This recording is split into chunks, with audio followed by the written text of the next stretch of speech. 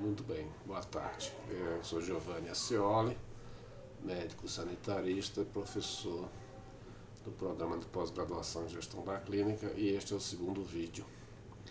que eu estou compartilhando com reflexões acerca da pandemia do Covid-19. No depoimento passado, no primeiro depoimento, eu já chamara a atenção para duas coisas, que nós, em relação a essa pandemia, não há um vetor, o vetor somos nós, então o vetor é o humano, o que nos arrasta a todos, como a um só tempo, suscetíveis, vulneráveis à contaminação e, ao mesmo tempo, transmissores potenciais da própria doença. E a segunda grande questão é a reflexão de que a pandemia, por essa mesma conotação e sua complexidade, requeria a necessidade de uma ação sistêmica, coordenada, estruturada, que conjugasse esforços tanto das questões mais, digamos assim, tecnologicamente duras, como a assistência hospitalar, com UTIs, com respiradores, com equipamentos e pessoal preparado, treinado e capacitado a operar as intervenções altamente tecnológicas, mas também precisávamos de combinar ações de informação e de capilarização, de divulgação da informação e de orientações, e também de uma certa educação comunitária para que a gente pudesse difundir o necessário esforço coletivo de todos no sentido de reduzir e de enfrentar e de diminuir as possibilidades de transmissão e de contágio desta nova epidemia global. E aí, quando a gente olha a reflexão que eu queria fazer hoje, diz respeito ao fato de que, primeiro, nós precisamos então desdobrar que sistema de saúde nós temos, qual é a resposta possível que podemos esperar dele, né, em suas suficiências e suas insuficiências, em seus méritos, em seus deméritos,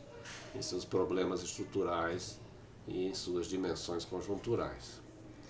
E a segunda parte da minha reflexão é compartilhar um pouco pensamentos do que eu considero que sejam as mudanças profundamente societais que estão em curso para o pós-pandemia, né, o pós-Covid, mas especialmente também fazem parte de atitudes a serem tomadas durante esse próprio período que estamos atravessando, que é o de se proteger e de proteger aos nossos próximos, né, em relação a evitarmos o contágio e a transmissão desse vírus. Bom, em relação ao sistema de saúde, convém recordarmos que há uma dissociação entre fato e a ideia no que diz respeito à questão do sistema único de saúde que nós temos. Ele é único, infelizmente, só hoje na ideia. Do ponto de vista fático, né, nós temos aí, na verdade, a convivência de dois ou três subsistemas, né? Um sistema público, estatal, que é o SUS, um sistema privado suplementar, são as operadoras de planos de saúde, e um sistema privado, que na verdade atende a ponta, né, a pirâmide, o topo da pirâmide, que são aqueles que podem mobilizar recursos próprios, inclusive para alcançar, em tempos normais, né, recursos de tratamento fora do país. Isso faz, de um lado, que nós tenhamos aqui uma primeira consequência. O fato de que, se de um lado o vírus ele nos universaliza enquanto iguais, ou seja, não há ninguém ainda imune, não há nenhuma classe social, etnia, credo, estamento econômico que se possa dizer a salvo da contaminação pelo vírus. Por outro lado, ele realmente revela o fato de que, do ponto de vista da nossa estrutura social e da nossa estrutura de assistência, nós temos diferentes possibilidades de seguirmos, de adotarmos as normas e de acessarmos o próprio sistema de saúde na hora que se fizer necessário alguma medida mais dura do ponto de vista tecnológico no que diz respeito ao acesso a leitos de UTIs, de respiradores e de equipe especializada, como os hospitais. Então, porque de fato existe aí um descompasso real muito grande entre a capacidade de atender e a população atendida ou adstrita a esse sistema que é o SUS, em relação aos recursos que ele recebe, em relação ao custo, né, operacional e a capacidade operacional que ele possui, né, enquanto atendendo uma ampla maioria da população, né, mais de 4 em cada 5 brasileiros, enquanto o sistema privado atende cerca de 20%, mas consome e tem praticamente os mesmos recursos. Ou seja, na verdade, do ponto de vista de montante global, nós podemos dizer que a relação aí está de 4:1, né?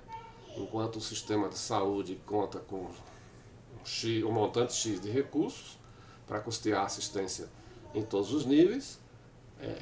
essa mesma quantia é empregada no setor privado para atender 4 vezes menos pessoas, né? E, no entanto, talvez essa seja uma grande transformação que nós tenhamos que colocar, e aí a nossa expectativa é que qual é a resposta que os gestores, né, que os condutores da política ministerial e governamental do ponto de vista federal vão adotar, haja vista que é cada vez mais um consenso na comunidade científica e na comunidade médica em todos os países, de que a efetiva resposta à pandemia, do ponto de vista de proteção à vida da população, depende da estruturação de uma ação nacional, de um sistema nacional estruturado. Então, e aí é preciso que cada vez mais o papel do gestor público assuma um protagonismo, assuma o controle das ações e assuma, do ponto de vista formal e jurídico, também o pressuposto de que é o Estado, o ente que tem as condições financeiras, jurídicas, administrativas e operacionais de difundir, de assumir, de implantar uma ação que nacionalize a cobertura, a assistência e o acesso das pessoas acometidas aos serviços de saúde em todos os níveis que dele precisarem. Se esta vai ser a oferta, né? Então, enquanto isso, se isso não for feito, o que nós podemos correr o risco é de assistir uma certa reserva técnica feita do ponto de vista de quem acessa mais serviços e tem mais recursos financeiros, e iremos assistir a uma reserva técnica desse nosso arsenal terapêutico à disposição, o que significa que nós poderemos correr, estamos correndo, eu vejo potencialmente um grande risco de que, na verdade, a gente acabe assistindo a um predomínio das mortes, das perdas e dos acometimentos graves na população mais vulnerável, a população pobre, a população periférica, a população de rua, a população habitante das aldeias e os quilombolas. Quer dizer, são essas pessoas que dependem exclusivamente e prioritariamente de que o SUS garanta o acesso universal, igualitário e com equidade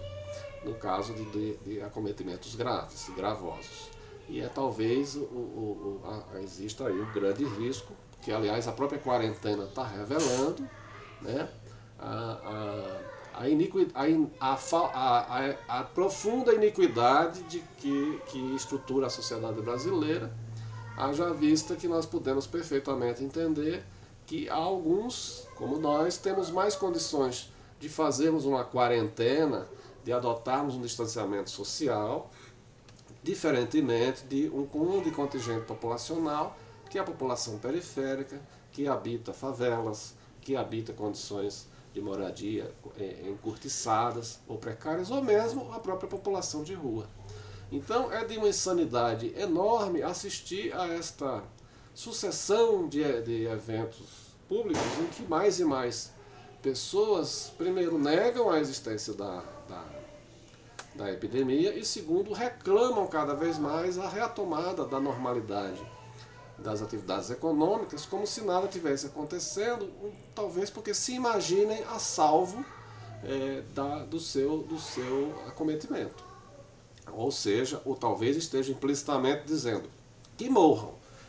os velhos, porque morrerão os velhos que são pobres, morrerão os velhos que são negros e pardos, e morrerão os velhos que moram e habitam as condições periféricas. O meu vovô, protegido na minha casa, esse provavelmente sobreviverá. Se esta é a saída que nós estamos enxergando para nosso país, ela é uma atitude absolutamente eugenista, né? Sem contar que tem um grave problema de namoros e de aproximações com as práticas mais fascistas, em que talvez eugenia e fascismo andaram sempre de braços muito dados, não é?